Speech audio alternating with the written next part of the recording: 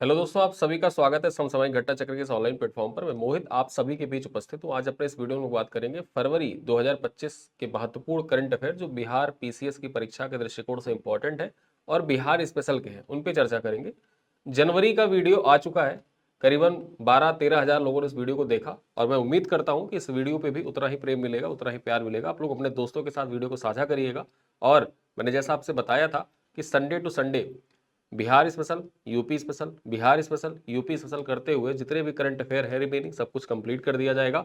एक playlist already BPSC, जब 17 BPSC हो रहा था, 17वीं बीपीएससी के टाइम पे, ठीक है, मैंने आपको बताया था उस टाइम पे पूरे करंट अफेयर जनवरी से लेके दिसंबर तक के करंट अफेयर मैंने आपको पढ़ाए थे। ठीक है, जनवरी से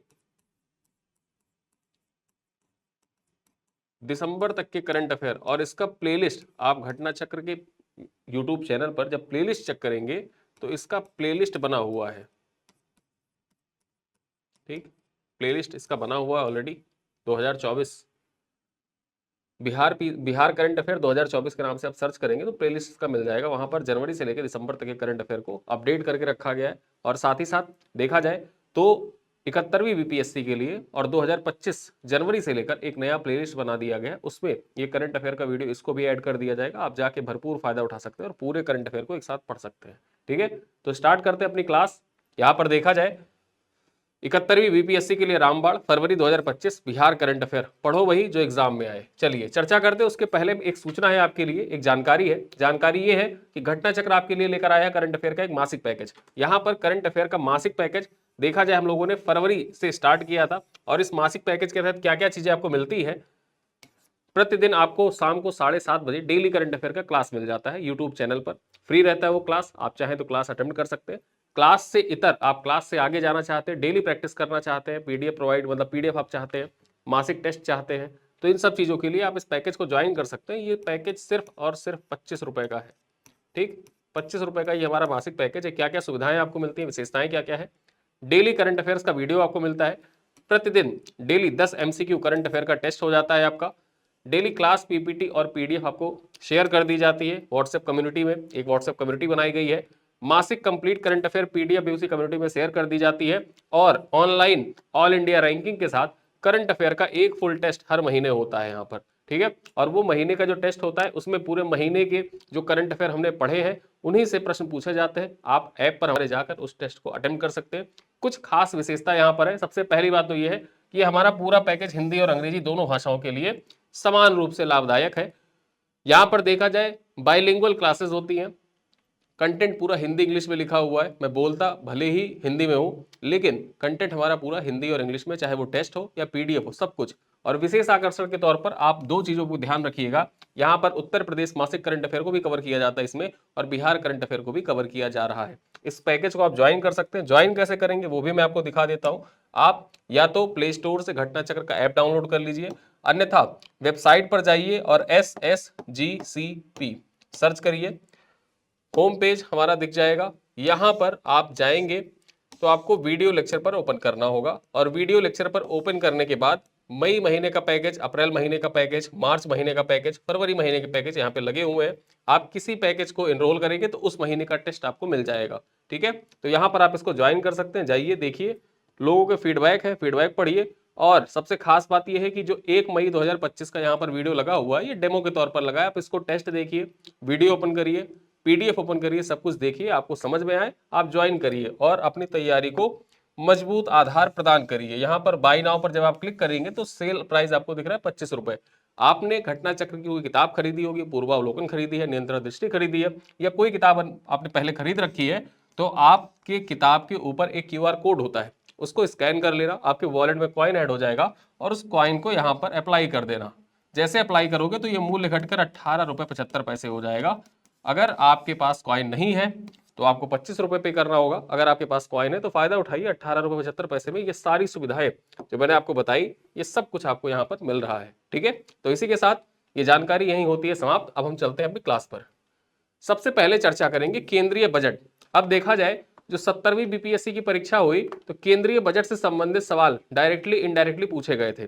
ठीक है, 71वीं बीपीएससी होगी, केंद्रीय बजट में बिहार के लिए क्या प्रावधान किए गए हैं उन सब पे क्वेश्चन पूछा जाना निश्चित है।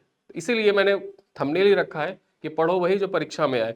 यहां पर देखा जाए तो माई गवर्नमेंट का जो माई गॉव पोर्टल है, माई गॉव पोर्टल का इनपुट है यहाँ पर, ठीक है। बिहार के नजरिए से केंद्रीय बजट 2025-26, उसमें से कुछ महत्वपूर्ण पॉइंट यहाँ पर लिया गया है। 10 फरवरी 2025 को यह आर्टिकल प्रकाशित हुआ था, उन्हीं में से कुछ महत्वपूर्ण पॉइंट्स को लेकर आपके समक्ष प्रस्तुत किया जा रहा है। चर्चा करें। वित्त मंत्री निर्मला सीतारमण ने 1 फरवरी 2025 को अपने केंद्रीय बजट 2025-26 के भाषण के दौरान बिहार के लिए कई योजनाओं की घोषणा की है। बिहार के बजट आवंटन में कृषि, बुनियादी ढांचे, खाद्य प्रसंस्करण के लिए प्रमुख पहल शामिल है। नया मखाना बोर्ड, मखाना के उत्पादन, प्रसंस्करण और विपणन को बढ़ाने के लिए मखाना बोर्ड स्थापना की जाएगी। यहां पर देखा जाए सबसे पहले तो मखाना बोर्ड स्थापित किया जाएगा, ठीक है। मखाना बोर्ड स्थापना करने की घोषणा कर दी गई है और मखाना बोर्ड आपके परीक्षा के लिए इंपॉर्टेंट हो जाता है। मखाना बोर्ड से भी ज्यादा इंपॉर्टेंट एक पॉइंट और है, मखाना बोर्ड बीपीएससी के लिए इंपॉर्टेंट हो जाता है, बहुत ही महत्वपूर्ण है। और हल्दी बोर्ड भी इंपॉर्टेंट हो जाता है, ठीक है। राष्ट्रीय हल्दी बोर्ड का गठन किया जा चुका है। राष्ट्रीय हल्दी बोर्ड जो है वो करंट अफेयर के दृष्टिकोण से बहुत महत्वपूर्ण पॉइंट है। परीक्षा में आपसे पूछ सकता है कि इसका मुख्यालय कहां पर होगा, राष्ट्रीय हल्दी बोर्ड का। तो राष्ट्रीय हल्दी बोर्ड जो है इसका मुख्यालय तेलंगाना में बना है, ठीक है। और इसके पहले अध्यक्ष कौन है, तो इसके पहले अध्यक्ष है पल्ले गंगा रेड्डी। क्या नाम है, मैं यहां पर लिख देता हूं, पल्ले गंगा रेड्डी। पल्ले गंगा रेड्डी जो है ये राष्ट्रीय हल्दी बोर्ड जो है उसके पहले अध्यक्ष है और मुख्यालय कहां पर है, तेलंगाना में है। चलिए आगे देखें। खाद्य प्रसंस्करण के लिए समर्थन, खाद्य प्रसंस्करण के लिए समर्थन की बात की गई है। क्या है पॉइंट, चर्चा कर लेते हैं।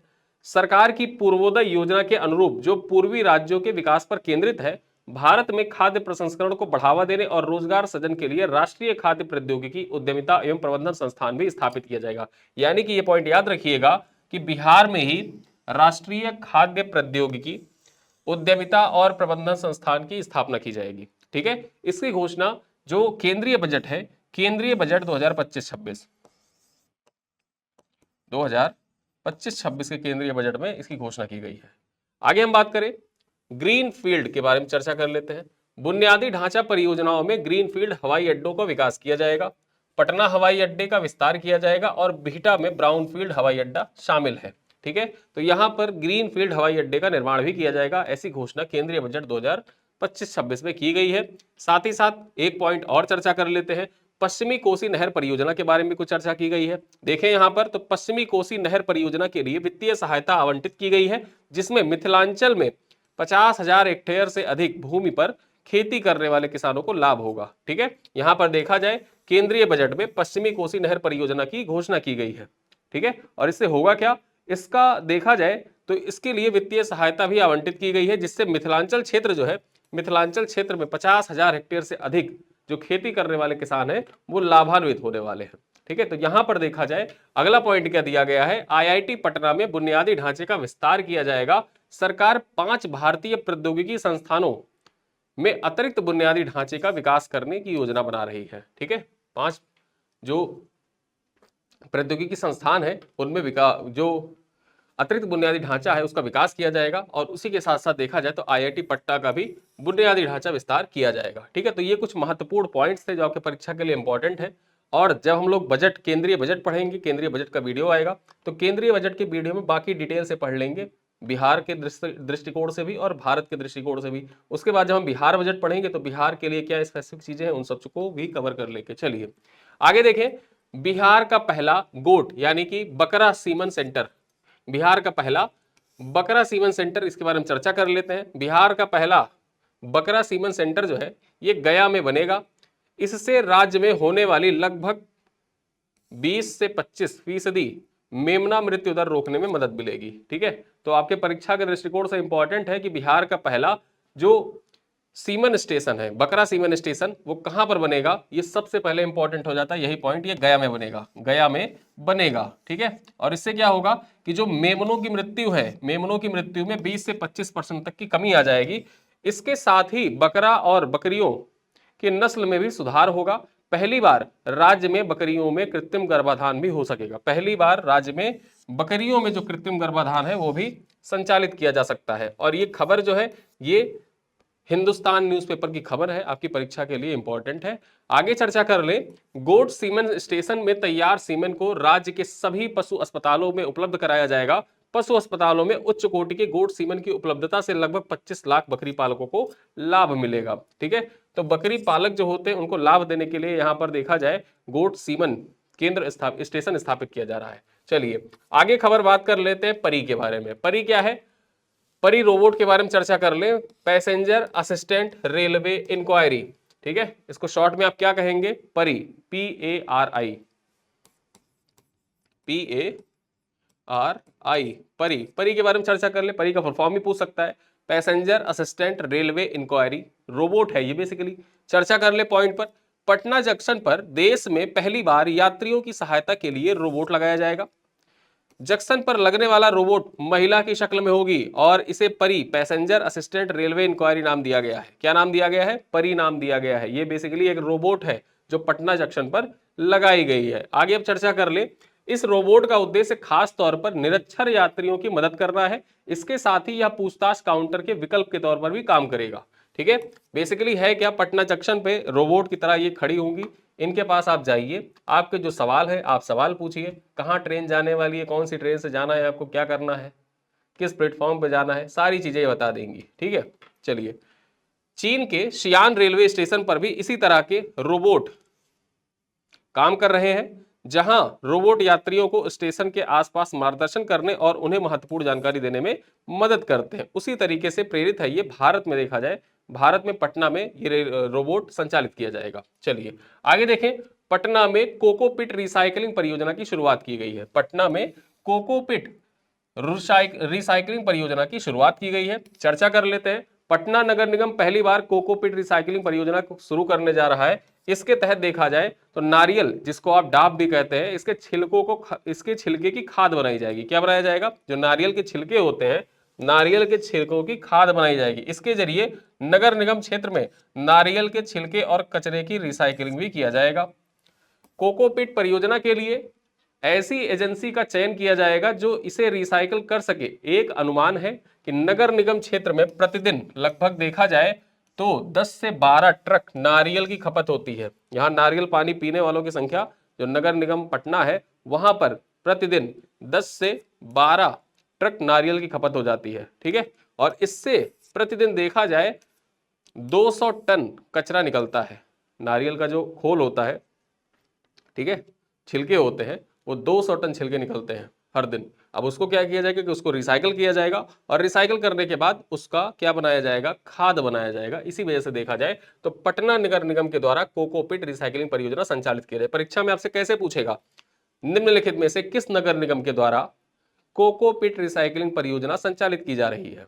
ठीक है, तो कोकोपिट रिसाइकलिंग परियोजना जो है ये पटना नगर निगम के द्वारा संचालित की जा रही है। चलिए अगली खबर पे चर्चा करें, लॉन बॉल ट्रिपल महिला स्पर्धा में स्वर्ण पदक। चर्चा कर लेते हैं, 8 फरवरी 2025 को उत्तराखंड में आयोजित 38वें राष्ट्रीय खेल 2025 में बिहार की महिला खिलाड़ी खुशबू कुमारी, निखत खातून और पायल प्रीति ने लॉन बॉल ट्रिपल महिला स्पर्धा में स्वर्ण पदक जीता है। यहां पर देखा जाए तो ये दैनिक भास्कर की खबर है और दैनिक भास्कर का इनपुट पे आधारित कुछ महत्वपूर्ण बिहार स्पेशल के दृष्टिकोण से जो खबरें हैं उन पर चर्चा करते हैं। बेसिकली ये जो क्लास डिजाइन की गई है, इस क्लास में न्यूज़पेपर या अन्य कोई वेबसाइट जो है इंपॉर्टेंट, वहां से लिए गए इनपुट्स को शामिल किया गया, आपके समझ प्रस्तुत किया गया है। ठीक है, जैसे आपके बिहार में देखा जाए तो प्रभात खबर, ठीक है, प्रभात खबर जो है वो बहुत महत्वपूर्ण, जैसे यहाँ पर दैनिक जागरण और हिंदुस्तान पढ़ा जाता है उत्तर प्रदेश में, सेम वैसे ही बिहार में प्रभात खबर, दैनिक भास्कर, हिंदुस्तान, दैनिक जागरण, ये सारी चीजें, सारे न्यूज़पेपर पढ़े जाते हैं। तो प्रभात खबर के इनपुट भी यहाँ पर सम्मिलित हैं। चलिए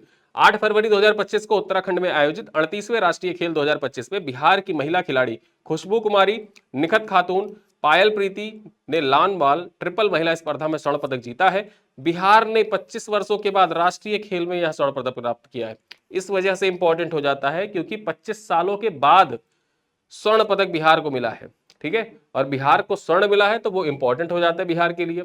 38वें राष्ट्रीय खेल में बिहार को स्वर्ण पदक मिला है। किस स्पर्धा मिला है, ये स्पर्धा याद रखिएगा, किसे किसे मिला है ये भी जाने रहिए। उस स्पर्धा में किसने किसने प्रतिभाग किया, तो खुशबू कुमारी, निखत खातून और पायल प्रीति ने प्रतिभाग किया था। चलिए आगे देखिए, पुलिस सप्ताह के बारे में चर्चा कर लेते हैं। बिहार पुलिस ने साइबर अपराध और साइबर सुरक्षा थीम पर अपना पुलिस सप्ताह 22 से 27 फरवरी, ठीक है, 22 से 27 फरवरी के बीच में, 22 से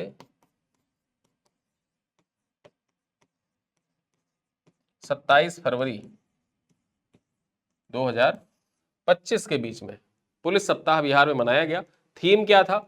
साइबर अपराध साइबर सुरक्षा थीम पर आयोजित किया गया और 22 अप्रैल को इसकी मतलब 22 फरवरी को इसकी शुरुआत हुई।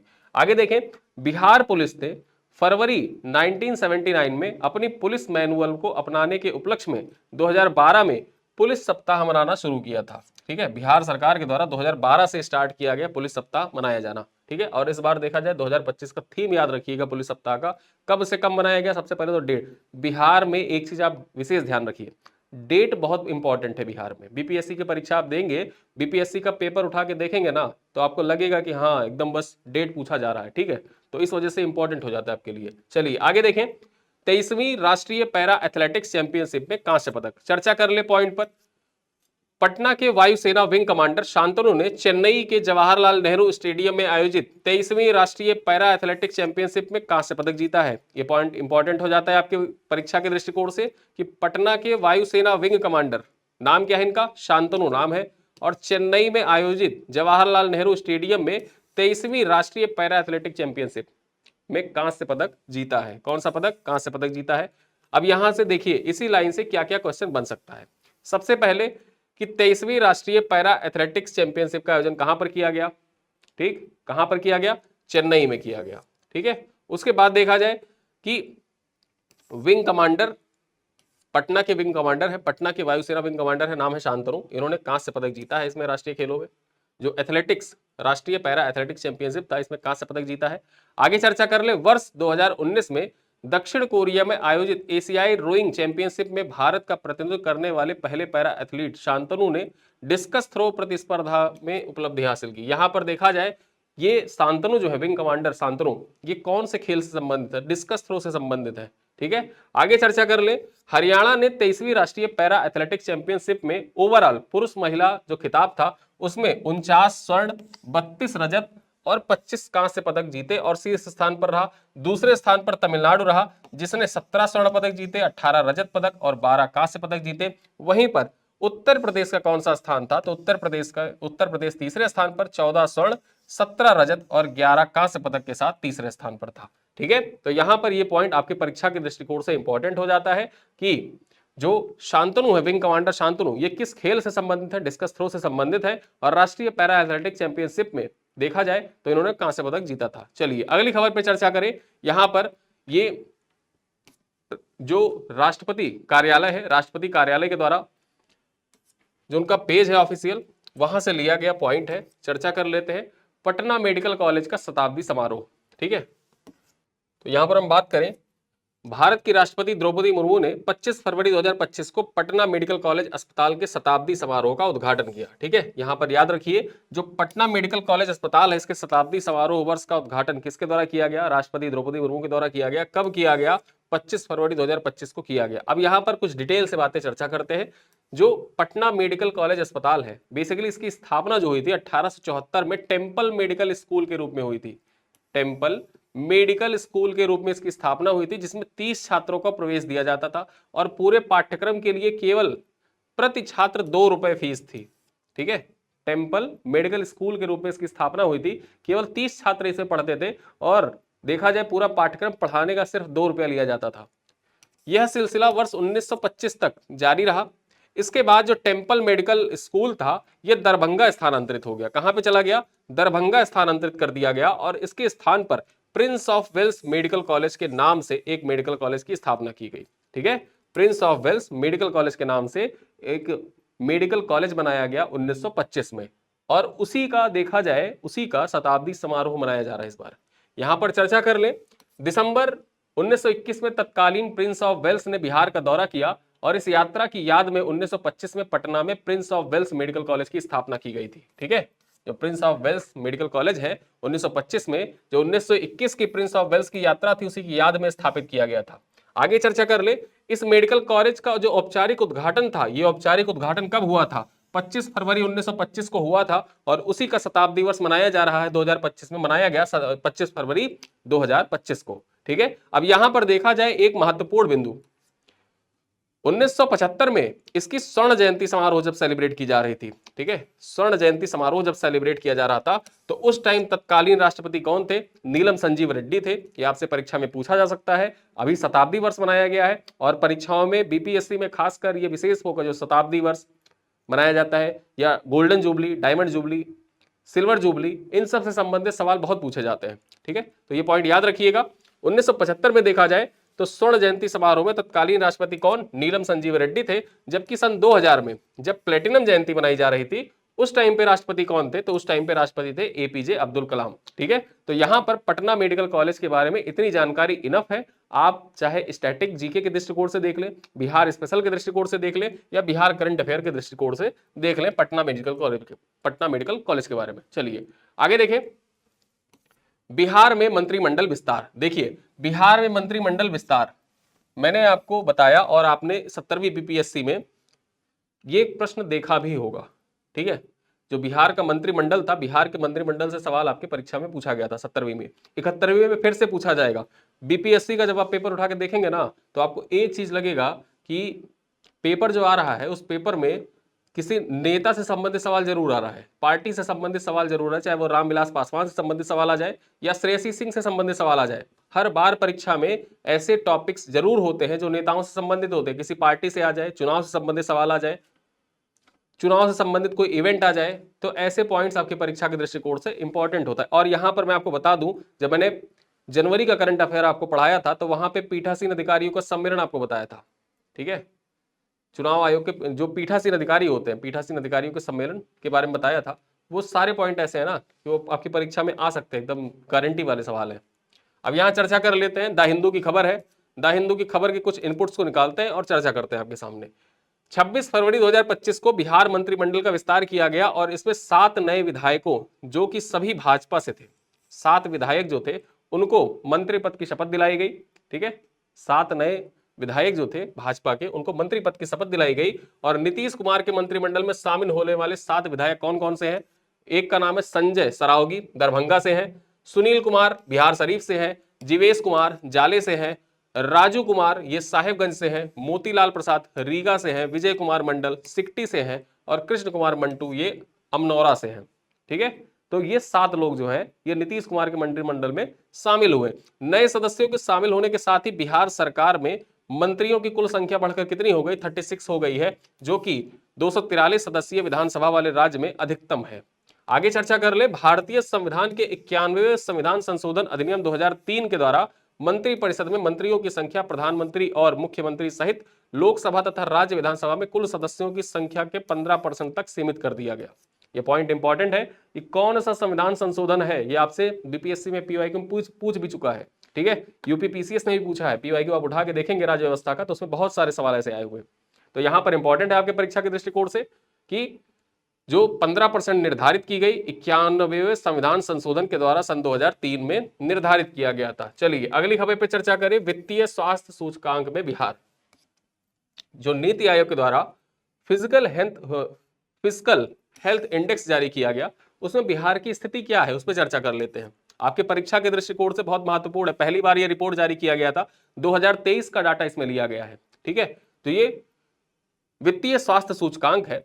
ठीक है, वित्तीय स्वास्थ्य सूचकांक, इस वित्तीय स्वास्थ्य सूचकांक में 2023 का इनपुट लिया गया है और 2023 के इनपुट के आधार पर देखा जाए तो नीति आयोग ने देश के 18 बड़े राज्यों के वित्तीय स्वास्थ्य सूचकांक के आधार पर पहली बार रैंकिंग जारी की है। इसमें राज्यों को 4 कैटेगरी में बांटा गया है, राज्यों को 4 श्रेणियों में बांटा गया है। अब यहां पर देखें, इसमें जो परफॉर्मर श्रेणी है, परफॉर्मर श्रेणी के राज्यों में बिहार का कौन सा स्थान है? तीसरा स्थान है। ये पॉइंट याद रखिएगा, परफॉर्मर श्रेणी में बिहार का कौन सा स्थान? तीसरा स्थान है। आगे चर्चा कर ले, वहीं गुणवत्तापूर्ण खर्च के मामले में बिहार उड़ीसा के बाद दूसरे स्थान पर है। आपके परीक्षा के लिए मोस्ट इंपॉर्टेंट जो गुणवत्तापूर्ण खर्च है, गुणवत्तापूर्ण खर्च के मामले में उड़ीसा के बाद बिहार का कौन सा स्थान है? दूसरा स्थान है। चलिए आगे देखें, नीति आयोग ने यह सूचकांक वित्तीय वर्ष 2022-23 में राज्यों के वित्तीय प्रदर्शन के आधार पर तैयार किया है। ओवरऑल प्रदर्शन में देश में उड़ीसा पहले, तो पंजाब अंतिम स्थान पर है। पहले स्थान पर कौन है? उड़ीसा है बड़े राज्यों में, और पंजाब है अंतिम स्थान पर यानी कि 18वें स्थान पर। दूसरे नंबर पर कौन है? छत्तीसगढ़ है, और तीसरे स्थान पर किसका नाम आता है? गोवा का नाम आता है। ठीक है, चलिए आंध्र प्रदेश नीचे से दूसरे स्थान पर है। आंध्र प्रदेश जो है वो नीचे से दूसरे स्थान पर, नीचे से पहले यानी कि 18वां स्थान किसका? पंजाब का है 18वां, आंध्र प्रदेश का 17वां, पश्चिम बंगाल का 16वां स्थान है, और वहीं पर बिहार की बात कर ले तो बिहार का कौन सा स्थान है? बिहार का 13वां स्थान है। ओवरऑल की बात कर रहा हूं, ओवरऑल प्रदर्शन जो है, जो वित्तीय स्वास्थ्य सूचकांक है, इसमें ओवरऑल प्रदर्शन में बिहार की रैंक कौन सी है? 13वीं है। ठीक, उसके बाद देखें परफॉर्मर श्रेणी में कौन सा स्थान है? दूसरा स्थान है। गुणवत्तापूर्ण खर्च के मामले में कौन सा स्थान है? सॉरी, परफॉर्मर श्रेणी में तीसरा स्थान है, और गुणवत्तापूर्ण खर्च के मामले में दूसरा स्थान है। तो ये पॉइंट याद रखिएगा, तीनों सूचकांक याद रखिएगा, तीनों जो रैंकिंग है, तीनों रैंकिंग याद रखिएगा, आपके एग्जाम के लिए इंपॉर्टेंट है। चलिए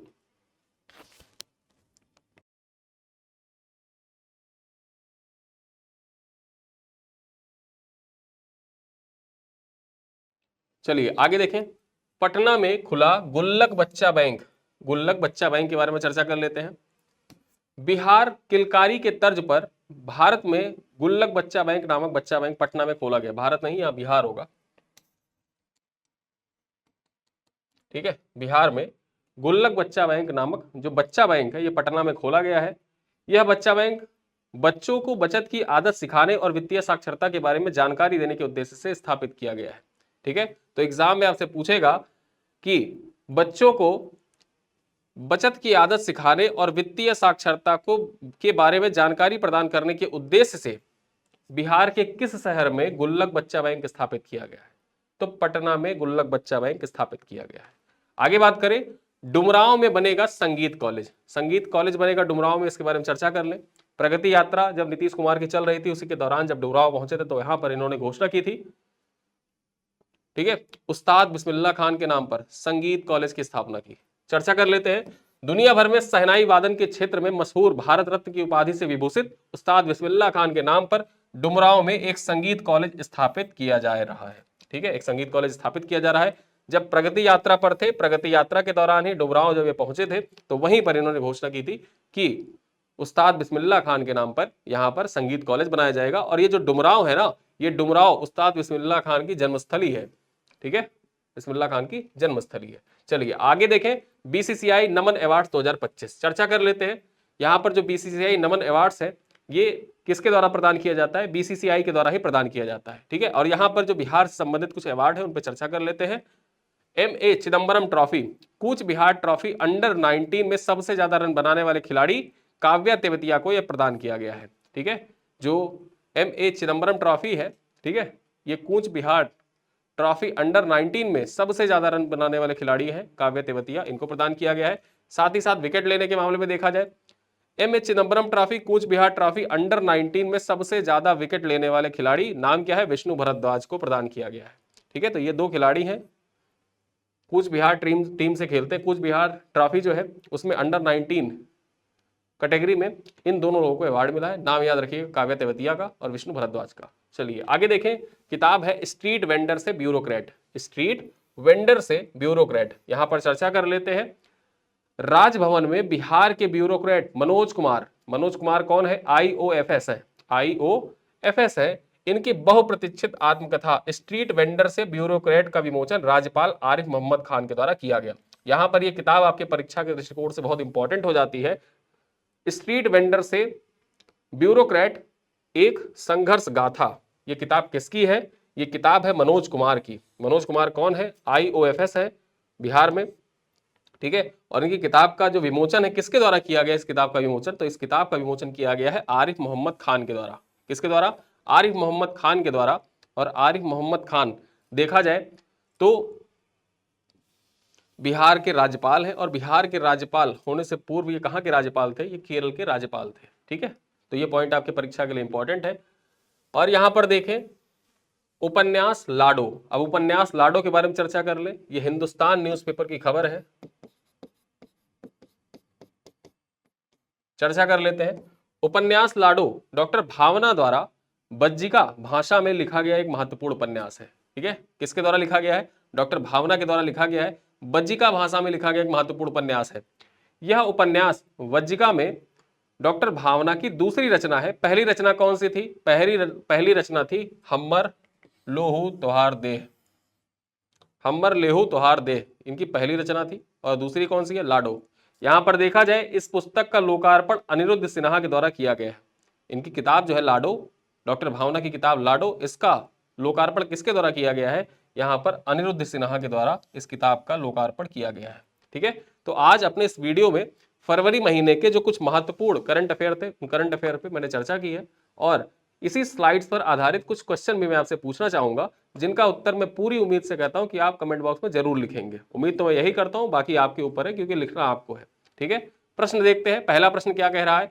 बिहार का पहला गोट बकरा सीमेंट स्टेशन कहां स्थापित किया जाएगा? पटना, दरभंगा, गया, भागलपुर। और यहां पर देखा जाए जो क्वेश्चन होते हैं उनको आप अटेम्प्ट जरूर किया करिए। अटेम्प्ट करने से एक बार ये हो जाता है, जब कोई चीज आप एक बार लिख देते हैं तो आप भूलते नहीं है। ठीक है, आप आंसर दीजिए या फिर आप चाहें, आपके पास समय हो तो आप लिख के टाइप कर दीजिए कि बिहार का पहला जो गोट यानी कि बकरा सीमेंट स्टेशन गया में स्थापित किया जाएगा। इसी प्रकार से आप सीधे वन लाइनर जैसे पूरा होता है ना, पॉइंटर टाइप का, पॉइंटर में आंसर लिख देंगे। एक बार आप कमेंट में लिखेंगे लेकिन आप उसको कभी भूलेंगे नहीं। परीक्षा में अगर आप भूल भी गए, ऑप्शन पढ़ने के बाद आपको क्लिक करेगा कि हाँ, अगर आप तुक्का मार रहे हैं, तुक्के के उसमें जा रहे हैं, तो तुक्का मारने में भी एक चीज होता है, कभी आपने लिखा होगा तो आप लगेगा कि हाँ कॉन्फिडेंस गया की तरफ जा रहा है, गया पे हम टिक कर सकते हैं। ठीक है, तो आप चाहें तो या तो ऑप्शन दीजिए या तो पूरा वन लाइनर फॉर्मेट में आप लिख दीजिएगा। चलिए, दूसरा प्रश्न क्या है? पटना जंक्शन पर लगने वाले पहले रेलवे इंक्वायरी रोबोट का नाम क्या है? रोबोट परी, सहायक रोबो, परी, जंक्शन सहायिका। क्वेश्चन नंबर 3 है, पटना नगर निगम द्वारा शुरू किए जाने वाले कोकोपीट परियोजना किससे संबंधित है? नारियल के पेड़ों की खेती से, नारियल के छिलकों की खाद बनाने से, नारियल के तेल निर्माण से, या नारियल से पेय पदार्थ बनाने से? किससे संबंधित है ये आप कमेंट बॉक्स में बताइए। चौथा प्रश्न कह रहा है, 38वें राष्ट्रीय खेल 2025 में बिहार की महिलाओं ने किस खेल में स्वर्ण पदक जीता? कौन सा खेल है जिसमें स्वर्ण पदक जीता है? Kabaddi, lawn tennis, lawn ball या शतरंज? और ये क्वेश्चन आपकी परीक्षा में आ सकता है। ठीक है, 71वीं बीपीएससी में ये क्वेश्चन आ सकता है, मोस्ट इंपॉर्टेंट क्वेश्चन है, तथा बिहार के अन्य जो एक दिवसीय परीक्षाएं हैं उनमें भी कहीं ना कहीं ये सवाल जरूर पूछा जाएगा। ठीक है, क्योंकि 38 सालों बाद स्वर्ण पदक आया है बिहार के लिए। चलिए आगे देखें, बिहार पुलिस का वर्ष 2025 का जो पुलिस सप्ताह है यह किस विषय पर आधारित था? महिला सुरक्षा, सामुदायिक पुलिसिंग, साइबर अपराध, साइबर सुरक्षा, या बाल सुरक्षा? ठीक है, तो यहां पर आप बताइएगा कमेंट बॉक्स में। क्वेश्चन नंबर 6 है, 23वीं राष्ट्रीय पैरा एथलेटिक्स चैंपियनशिप में डिस्कस थ्रो स्पर्धा में कांस्य पदक जीतने वाले वायुसेना अधिकारी का नाम क्या है? आपको नाम बताना है। रोहित शर्मा, शांतनु, अमन राज, विकास तिवारी। क्या नाम है? कमेंट बॉक्स में बताइएगा। क्वेश्चन नंबर 7 है, 26 फरवरी 2025 को बिहार सरकार में कितने नए मंत्री शामिल हुए हैं? 5, 6, 7 या 8? क्वेश्चन नंबर 8 है, नीति आयोग के वित्तीय स्वास्थ्य सूचकांक 2022-23, ठीक है 2022-23 का ही डाटा लिया गया, इस वजह से यहाँ पर 2022-23 लिखा हुआ है, में गुणवत्तापूर्ण खर्च के मामले में बिहार किस स्थान पर है? जो गुणवत्तापूर्ण खर्च है उस मामले में बिहार कौन से स्थान पर है? पहला, दूसरा, तीसरा? मतलब पहला, तीसरा, चौथा या दूसरा? कौन सा रैंक है आपको बताना है कमेंट बॉक्स में। क्वेश्चन नंबर 9 है, गुल्लक बच्चा बैंक किस उद्देश्य से शुरू किया गया है? बच्चों को मुफ्त शिक्षा देने के लिए, बच्चों को वित्तीय साक्षरता सिखाने के लिए, बच्चों के लिए स्वास्थ्य बीमा योजना के लिए, ठीक है, बच्चों के लिए ऑनलाइन कोचिंग के लिए। ठीक है, तो गुल्लक बच्चा बैंक किस लिए शुरू किया गया है, इसको लिखिएगा। क्वेश्चन नंबर 10 है, डुमरांव में स्थापित हो रहा संगीत कॉलेज किसके नाम पर होगा? पंडित रविशंकर, उस्ताद अमजद अली खान, उस्ताद बिस्मिल्लाह खान, किशोरी अमोनकर। ठीक है, और 11वां प्रश्न है, आत्मकथा स्ट्रीट वेंडर से ब्यूरोक्रेट किस ब्यूरोक्रेट की कथा है? आत्मकथा है। ठीक है, किसकी आत्मकथा है? अशोक सिन्हा, मनोज कुमार, राजीव रंजन या संजय प्रसाद? किसकी रचना है, या आप बताइए कमेंट बॉक्स में। और अंतिम प्रश्न है, उपन्यास लाडो किस भाषा में लिखा गया है? जो उपन्यास लाडो है डॉक्टर भवानी की कृति है, डॉक्टर भवानी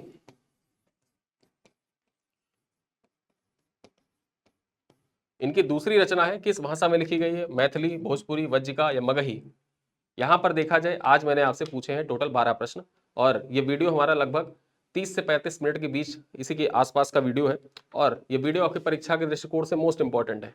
ऐसे ही वीडियोस आपके बीच लगातार आते रहेंगे। लगातार घटना चक्र के साथ जुड़े रहिए। जिन लोगों ने चैनल को नहीं सब्सक्राइब किया है, चैनल को सब्सक्राइब कर लीजिए। लगातार ऐसे ही वीडियोस आपके बीच आते रहेंगे और करंट अफेयर का डेली वीडियोस हमारा शाम को 7:30 बजे आता है, जिससे आप लोग चित परिचित हैं।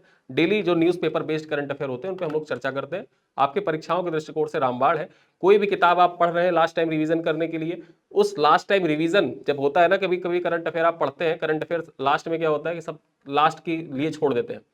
आपको लास्ट के लिए नहीं छोड़ना है। डेली आपको सिर्फ 15 मिनट निकालने। आप 2x पे देखना चाहते हैं, वीडियोस हमारी लाइव नहीं होती है, हम वीडियोस अपलोड करते हैं। तो वहां ऑप्शन ये होता है कि आप वीडियो को 2x पर देख सकते हैं आसानी से। ठीक है, 30 मिनट की वीडियो होती है और इस 30 मिनट के वीडियो को आप चाहें तो आसानी से देखते हुए, ठीक, आसानी से देखते हुए 15 से 16 मिनट में आप वीडियो कंप्लीट कर सकते हैं, उत्तर भी दे सकते हैं। तो डेली आप 15 मिनट अपने आप को दीजिए और करंट अफेयर की तैयारी बेहतर तरीके से घटना चक्र के साथ मिलकर करते रहिए। इसी के साथ मैं इस वीडियो को यहीं पर समाप्त करता हूं। मिलते हैं अगले वीडियो, तब तक के लिए धन्यवाद।